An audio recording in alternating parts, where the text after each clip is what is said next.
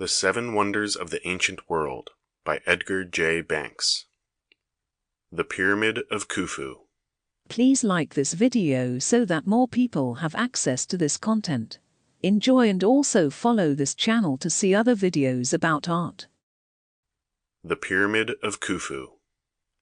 Modern man is taught to believe that he has a soul, a single soul, and his ideas of that one soul are vague indeed. The ancient Egyptian thought himself more richly endowed. He believed that he had 5 souls, and each of those 5 souls he professed to understand. There was the Ka, the part of him which required food and drink, not only in life, but during all the long ages in the tomb. There was the Bai, the soul which hovered about the tomb in the form of a bird, and which, on some far distant day, would return to the body to bring it back to life.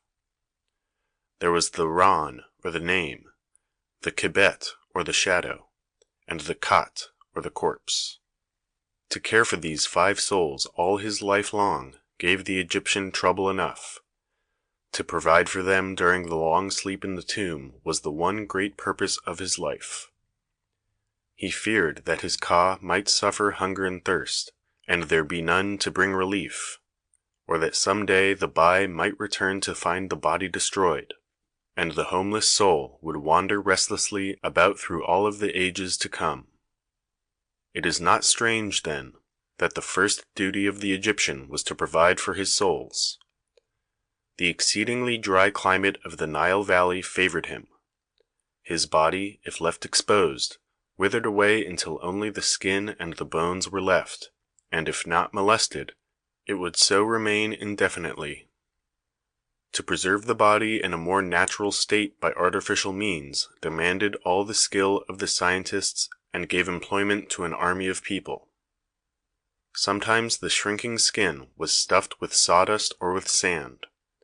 Sometimes the body was preserved in a solution of salt, or, if there were wealth sufficient to defray the cost, the visceral parts were carefully removed, and preserving herbs and spices were inserted in their place.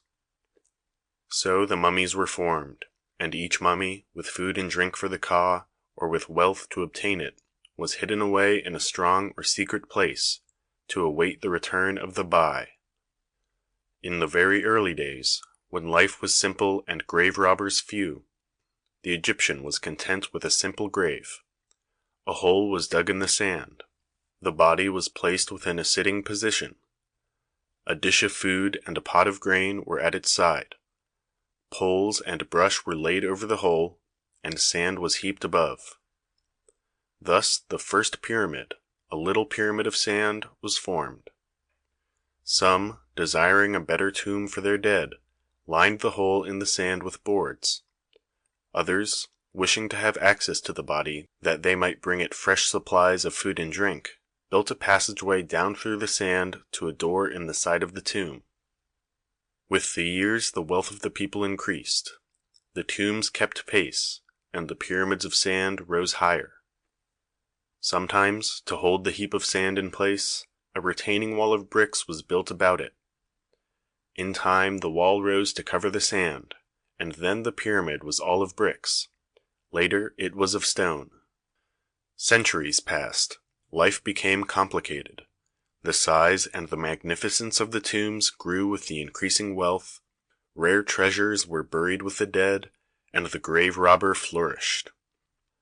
Each king sought to erect a tomb more magnificent and more secure than any before him, where his mummy and his Ka, satisfied with an abundance of provisions, might await in perfect security the far distant day when the Bai should return. So the rocky cliffs bordering the valley, and the valley too, abounded with myriads of wonderful tombs. 3 dynasties of kings had ruled Egypt and passed away. The 4th came with Khufu, or Cheops, as some call him. The Egyptians spelled his name Hwfw. Just when Khufu lived, scholars are uncertain, for it is difficult to determine with accuracy the dates of early Egyptian history. Some say that he ruled from 3969 to 3908 BC, a reign of 60 years. Others believe that he was not born till 1,000 years later, or 2900 BC, and that he was king for but 23 years. However, we may be sure that he lived fully 5,000 years ago. He was born in Middle Egypt, in a town later called Khufu's nurse. How or why he became the king of Egypt, history has not told us. We know little of his reign. His name appears in the religious literature of a later period, and he was the hero of a popular Egyptian story. Upon a sculptured granite block in the temple at Bubastis, he is represented as slaying his enemy, and upon the rocks at the mines in Sinai are two of his inscriptions.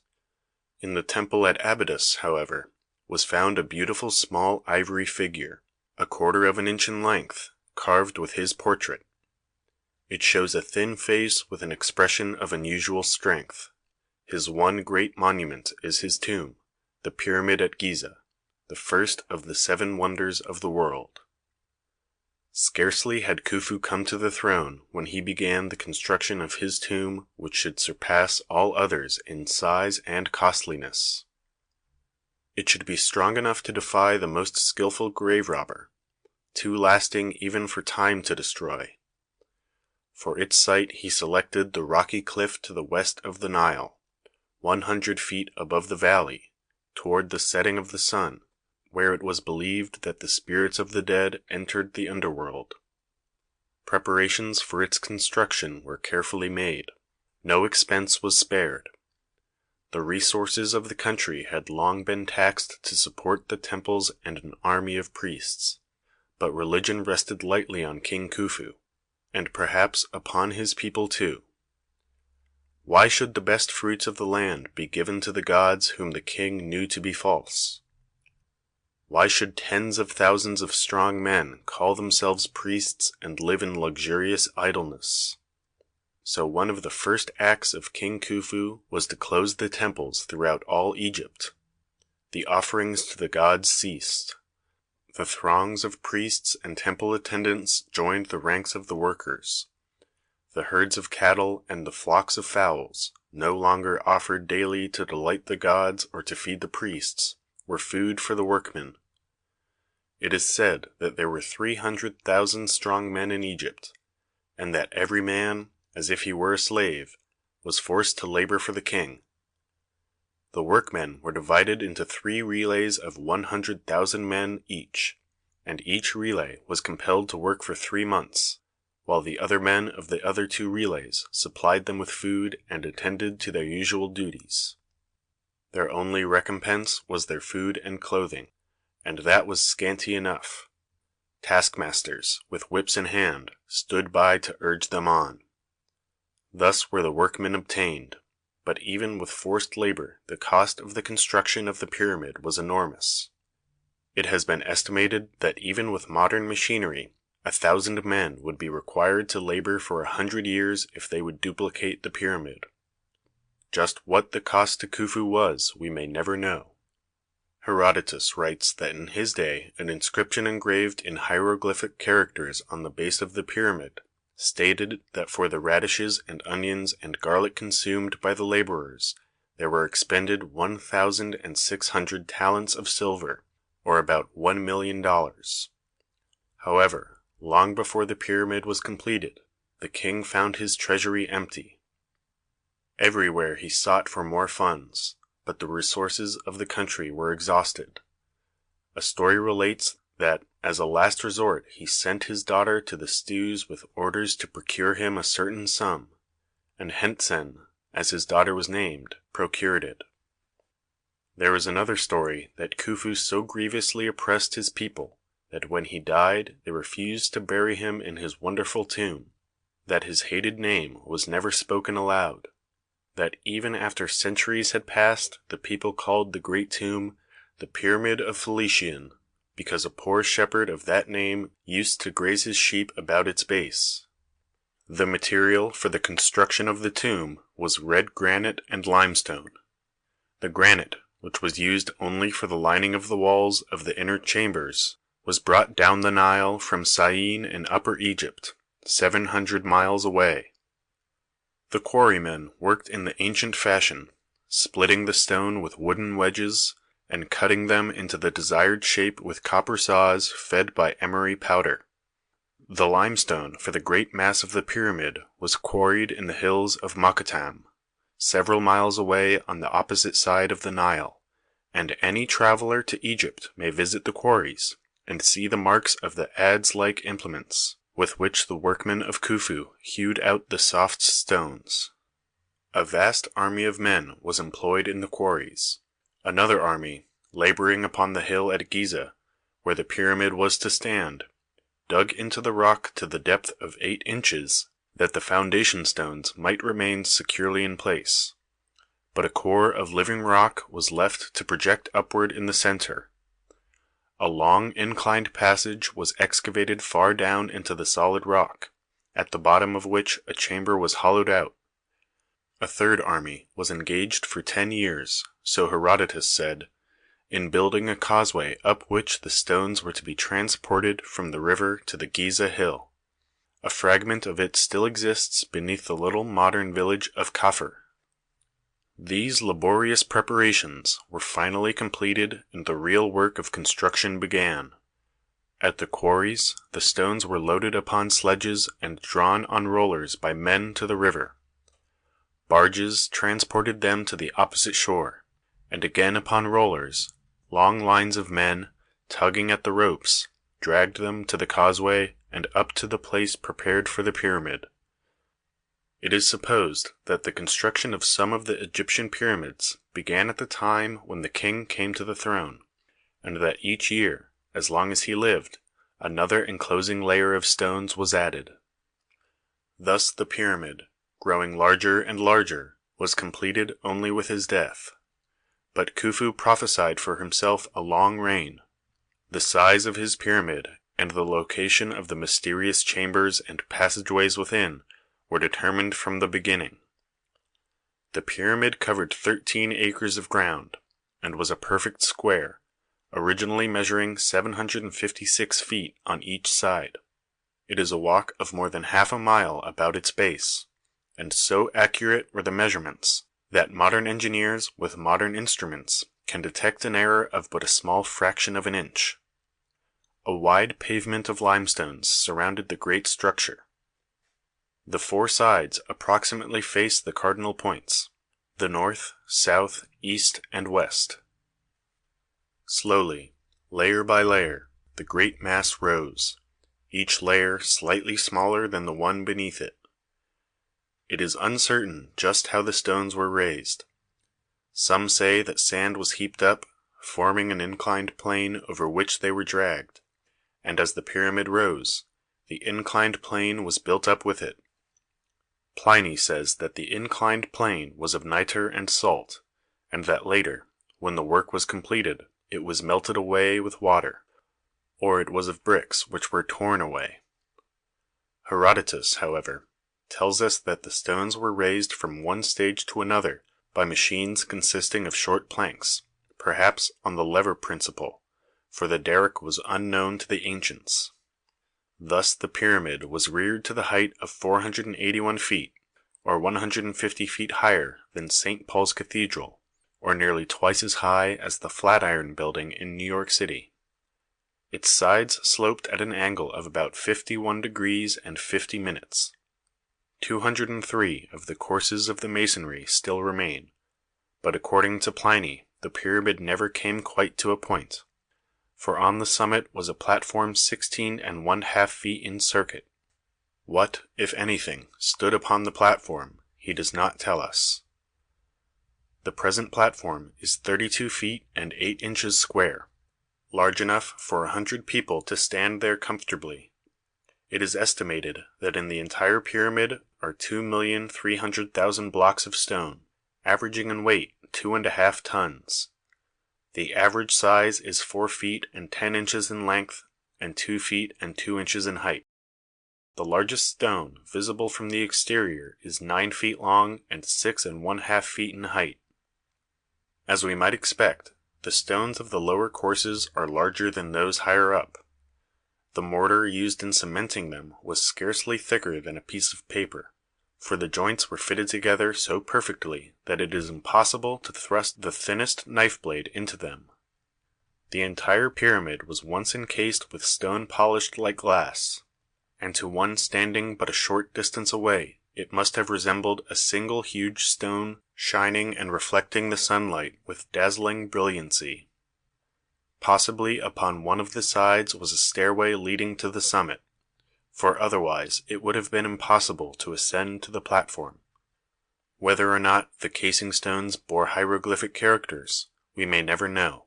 Yet Herodotus speaks of one inscription at the base, and Arab writers speak of others. It used to be said that if the casing stone were struck a hard blow, it emitted a peculiar odor, and for that reason the name of stinkstone or swine stone was given to it. All the ingenuity of the Egyptian architect was employed to conceal the chambers within the pyramid. The entrance at the center of the north side was carefully concealed by the casing stone, and only when the stone was torn away was it revealed.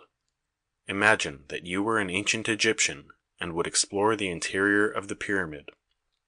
You climb to the 18th course of stones, or 47 feet from the base, to a small opening 3½ feet square, leading within. With a guide and a torch you enter.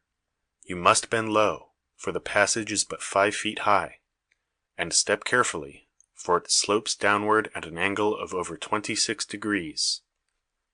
It is a long descent, seemingly interminable, down to the level of the foundation, and then down the shaft through the living rock 317 feet from the entrance.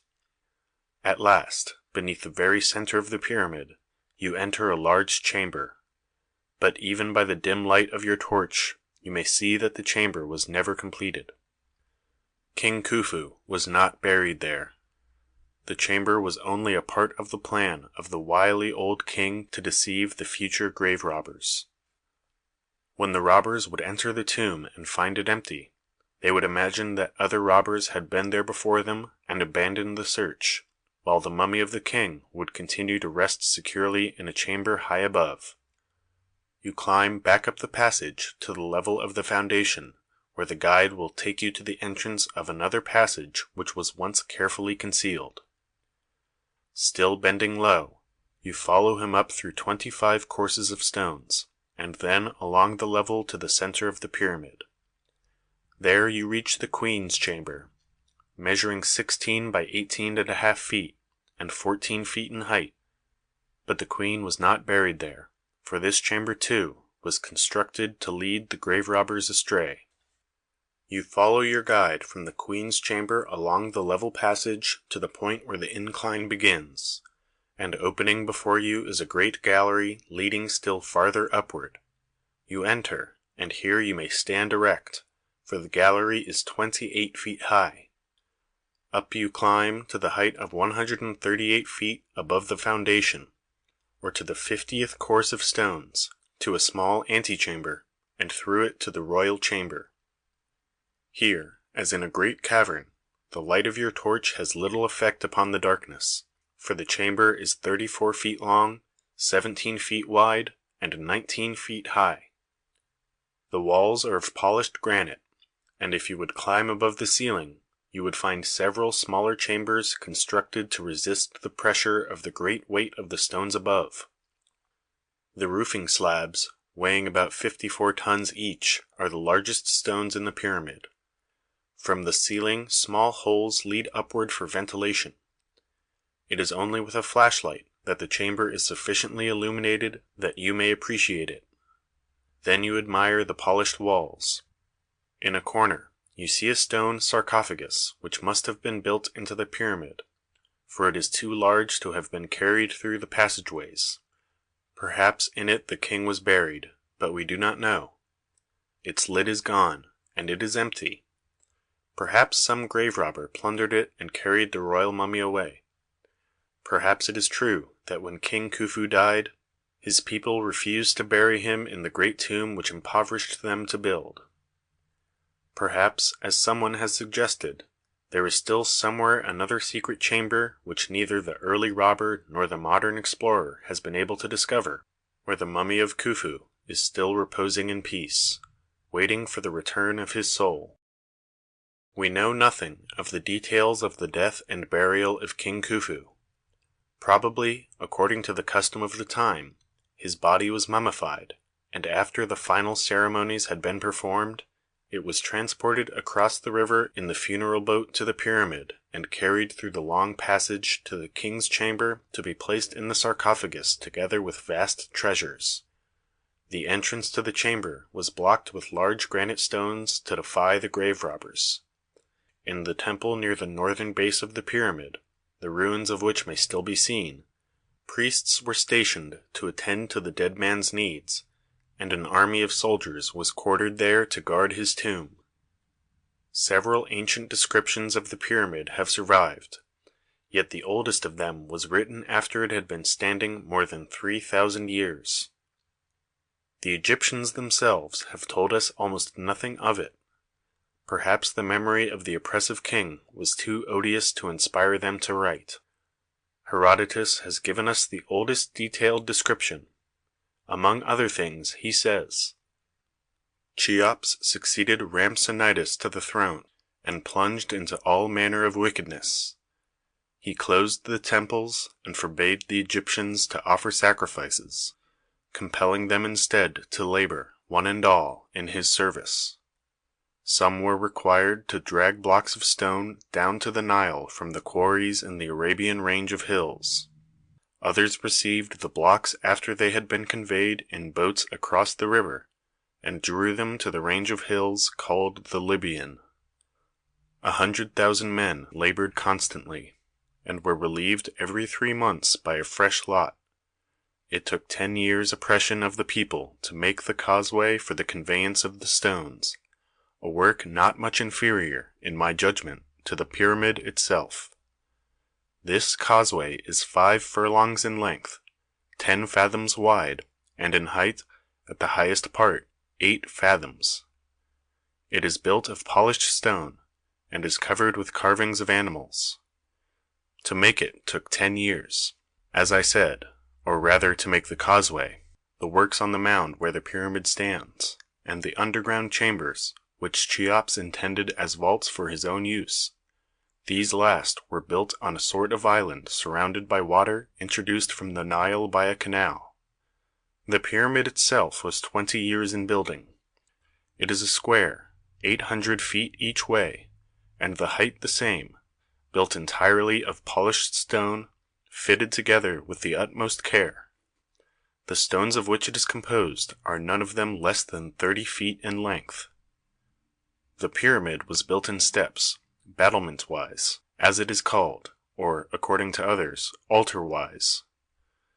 After laying the stones for the base, they raised the remaining stones to their places by means of machines formed of short wooden planks. The first machine raised them from the ground to the top of the first step. On this there was another machine, which received the stone upon its arrival and conveyed it to the second step, whence a third machine advanced it still higher. Either they had as many machines as there were steps in the pyramid, or possibly they had but a single machine, which, being easily moved, was transferred from tier to tier as the stone rose. Both accounts are given, and therefore I mention both. The upper portion of the pyramid was finished first, then the middle, and finally the part which was lowest and nearest to the ground. There is an inscription in Egyptian characters on the pyramid, which records the quantity of radishes, onions, and garlic consumed by the laborers who constructed it, and I perfectly well remember that the interpreter who read the writing to me said that the money expended in this way was 1,600 talents of silver. If this then is a true record, what a vast sum must have been spent on the iron tools used in the work, and on the feeding and clothing of the laborers, considering the length of time the work lasted, which has already been stated, and the additional time, no small space, I imagine, which must have been occupied by the quarrying of the stones, their conveyance, and the formation of the underground apartments. This description by Herodotus, as modern explorers have shown, is not always accurate. No canal connected the Nile with the pyramid. his dimensions are exaggerated, and no such stones of the size he mentions were used, unless in the outer casing, which has been torn away, and Herodotus saw none but the casing stones. Pliny, the Roman writer of a later age, merely repeats some of the statements of Herodotus. When Khufu died, Khafra, his son, succeeded him to the throne. Following the example of his father, he built the somewhat smaller pyramid at the side of Khufu's tomb, and the rocky projection at the base of the Great Pyramid was shaped into a mighty sphinx whose head was a portrait of Khafra. The next king, Menkaura, built another pyramid still smaller, and there the three massive piles have stood to astonish the travelers of every age. Centuries, even millenniums passed. The little group of pyramids stood, even defying time, but not the grave robber. With the mummy of every king and noble, treasures of great value were buried, and to find the buried treasures in the tombs the profession of grave robbing arose and flourished. Sometime, we do not know just when, the grave robber attacked the tomb of Khufu. Just how he entered it we do not know.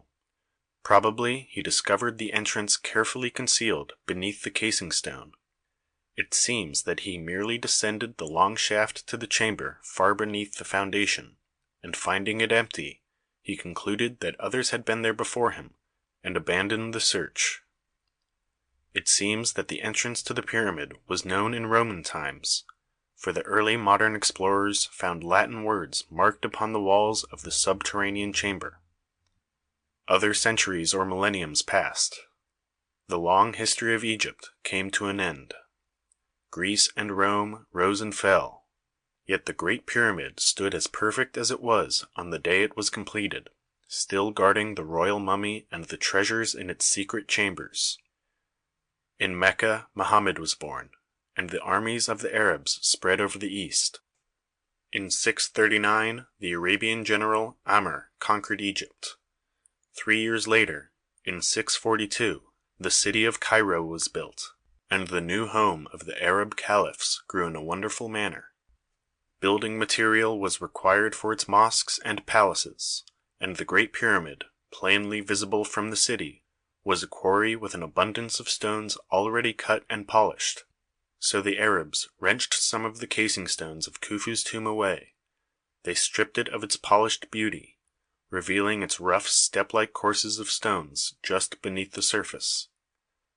In the year 813, Mamun, the illustrious son of the more illustrious Harun ar-Rashid of Baghdad, became the caliph of the Arabian world, and in 820 he came to Egypt where he spent much of the latter part of his reign. The pyramid excited the imagination of this scholarly Arab, and he listened attentively to the fantastic tales which the imaginative Arabs poured into his ears. The Glorious, or the Mountain of Pharaoh, as they called the pyramid, was built by King Ad, or King Sarad, they said, as a storehouse for his many treasures. Hidden within its chambers were precious stones, weapons that would not rust, glass that would bend and not break, magical stones, and books written by the magicians of old. To guard the treasures was a nude marble figure standing with lance in hand, and wreathed about his head were serpents to destroy all who approached. Mamun had little faith in the stories, yet he wished to learn the secrets of the interior of the pyramid. It seems that the entrance had been forgotten. Upon the northern side, 24 feet from the center, and low down, he placed his workmen to dig through the stone. For 100 feet they made their way until it seemed that the pyramid was of solid masonry, and just as they were about to abandon their work as hopeless, they heard a great stone fall in a chamber within. With renewed energy, they dug in the direction of the noise they had heard, hurriedly breaking away the stones with fire and vinegar. Finally, they came to the point where the passageway turns upward to the queen's chamber. Their blasting and digging had caused the fall of a stone, which had been set as a trap to block the approach to the upper chambers. Thus the passageway, so securely hidden that the early grave robbers could not find it, was discovered. Granite stones, too hard for them to break or cut, stopped the progress of the Arabs, so they worked their way through the softer stones about them, until at last they stood in the royal chamber before the sarcophagus of King Khufu. Conflicting are the accounts of the discoveries of Mamun's workmen in the royal chamber. Some say that they found only the empty sarcophagus without its lid, and that when they complained to Mamun that all their labor had been in vain, he secretly buried some gold for them to discover. Thus he rewarded them for their labor. Others say that when Mamun entered the royal chamber, he saw there a hollow stone in which lay the statue of a man, but the statue enclosed a body whose breastplate of gold was brilliantly set with jewels. A sword of inestimable value lay upon the corpse. At the head, with the light of day, shone a carbuncle as large as an egg. How much of this story is the invention of the Arabs, we may never know. Yet one author asserts that in the year 1133 he saw standing in a palace doorway in Cairo the mummy case which Mamun had taken from the sarcophagus in the royal chamber of the pyramid. It seems that since the days of Mamun, the entrance to the pyramid has remained open to all who would explore the dark passages within, for the Arabs have little respect for the tombs of strangers. Later builders, among them the great Saladin, plundered the pyramid of others of its casing stones. Probably the mosque of Sultan Hassan in Cairo is largely built of them. In 1301, an earthquake cast down all of the remaining casing stones excepting the few which are still beneath the sand at the base. In 1835, Muhammad Ali proposed to tear down the entire pyramid for its stone, but fortunately he discovered that it was cheaper to obtain his building material in a quarry near Cairo. So the pyramid, stripped of its covering, still stands. Had it escaped the hands of the destructive Arabs, it would now be as perfect as when it was completed by the workmen of King Khufu 5,000 or more years ago, and if it escapes destruction by future Vandals, it will continue to stand perhaps to the end of the world. The pyramids, unlike many great structures of antiquity, have never been buried, only their history has been forgotten. Most ancient buildings have collapsed and buried themselves amid their own ruins, or the drifting sands have been heaped above them, or floods have covered them with silt. The Giza pyramids, standing conspicuously on their high foundations, have attracted the attentions of travelers of all ages, yet it would be difficult to say just when the first scientific efforts were made to explain their origin and purpose. It seems that it was in 1637 when Professor Greaves of Oxford first began their scientific exploration. By 1692, their interior had been investigated, and Millet described the sarcophagus in the king's chamber as a narrow space, yet large enough to contain a most potent and dreadful monarch, being dead, to whom, living, all Egypt was strait and narrow in circuit. In 1763, Davison discovered the first open space above the king's chamber.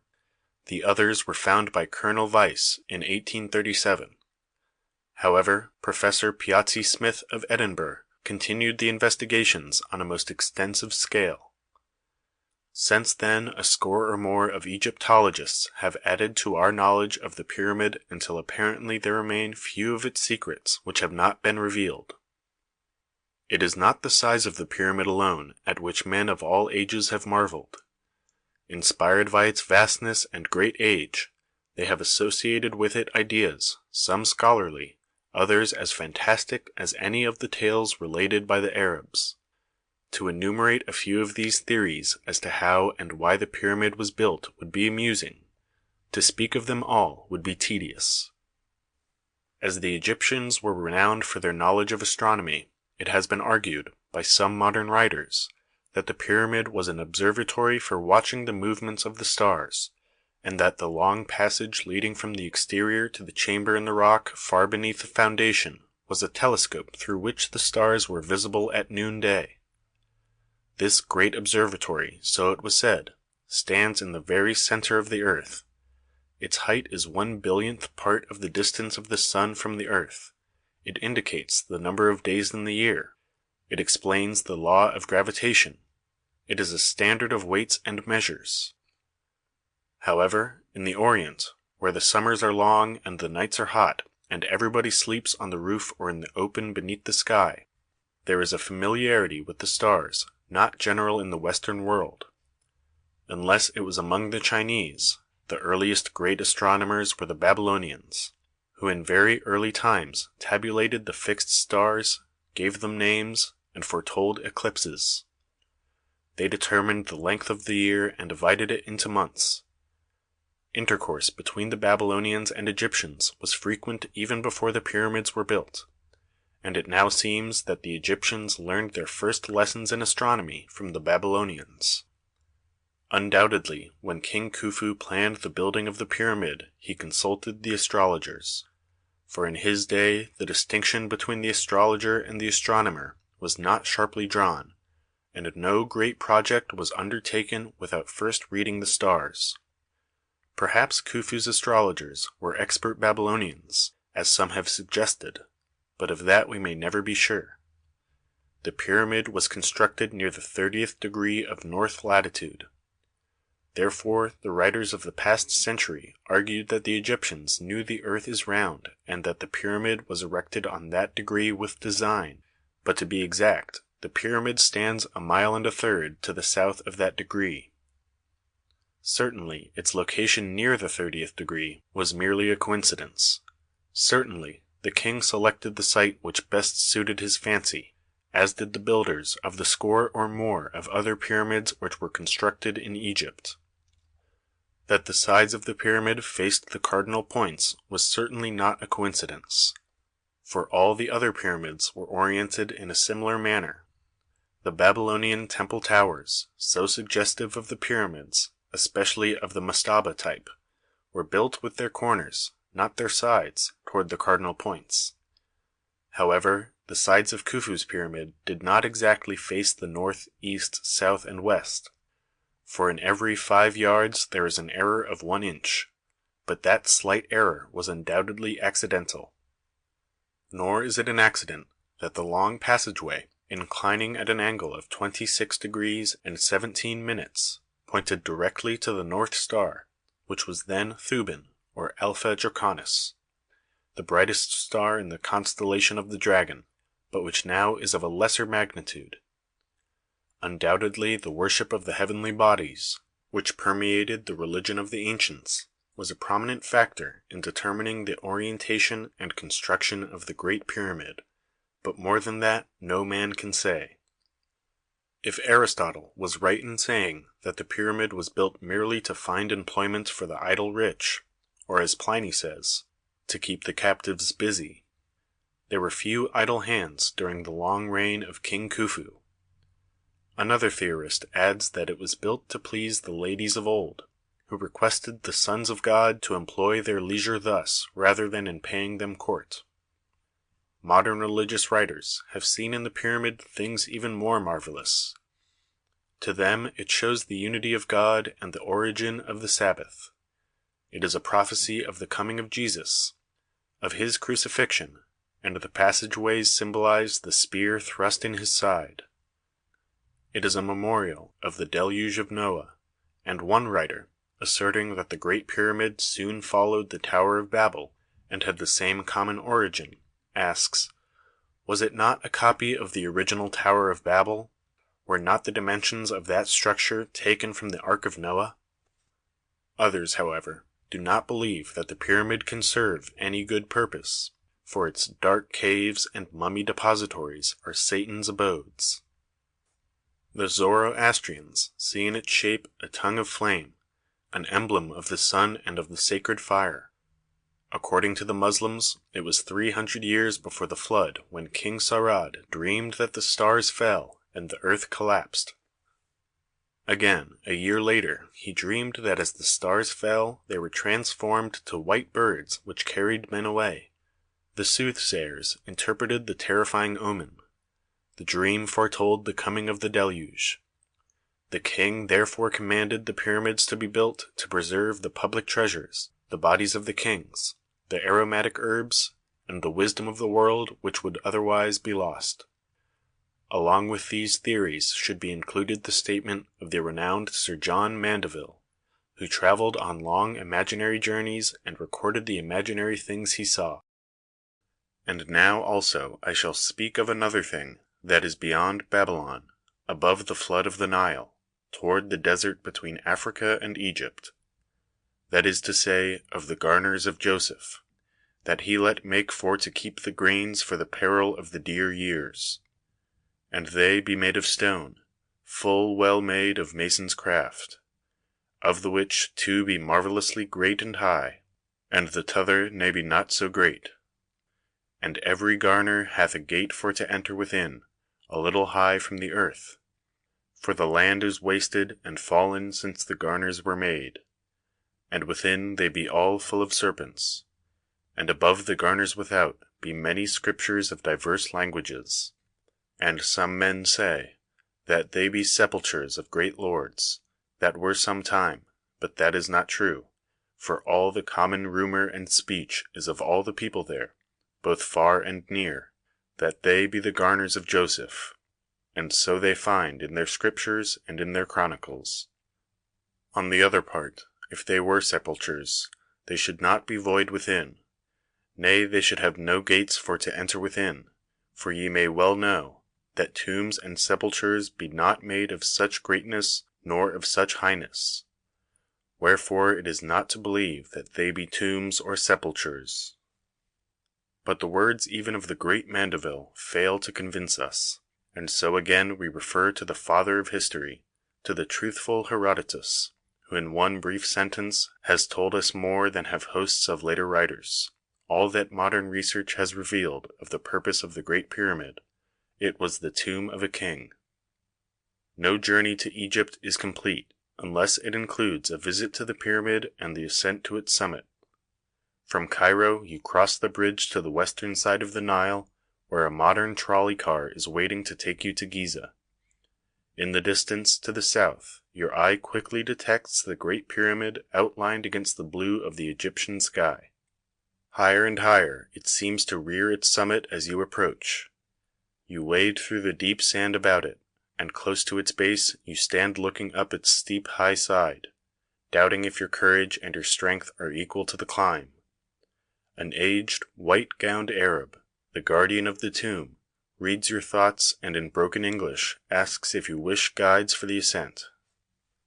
3 Arabs, strong, nimble fellows, are assigned to you.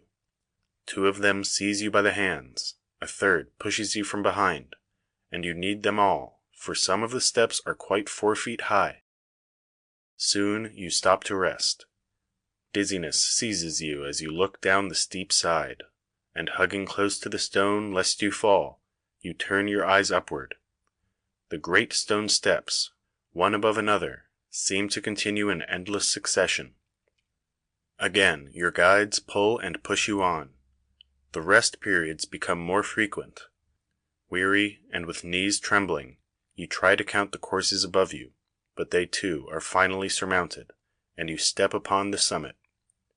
Then your weariness is forgotten, as you stand enraptured at the panorama of Lower Egypt at your feet. Just beneath you, the Sphinx raises its weather-worn head from the sand. The other pyramids, mighty structures when seen from below, have lost their majesty. The houses in the little village by the edge of the cliff are tiny boxes. Down in the valley the great broad Nile is a narrow winding silver band. The clumps of date palms along its borders are patches of green. Here and there are checkered fields of yellow and black and brown, in which the toiling fellahin are of a pygmy race. Beyond is Cairo, a miniature city, whose domes and minarets are vainly struggling upward. To the east, across the valley, the Mokattam hills have lost their height. The desert to the west stretches endlessly away until it is lost on the distant horizon. There you stand, as on a mountain peak, looking, dreaming, conjuring up visions of the long forgotten past. Finally, you reluctantly permit your guides to lead you below.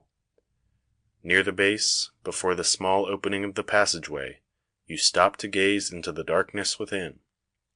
The guides bid you bend low as they lead the way with lighted torches. How long and steep and dark and cool the passage seems. You see the intense darkness in the queen's chamber. You climb up through the great gallery to the king's chamber.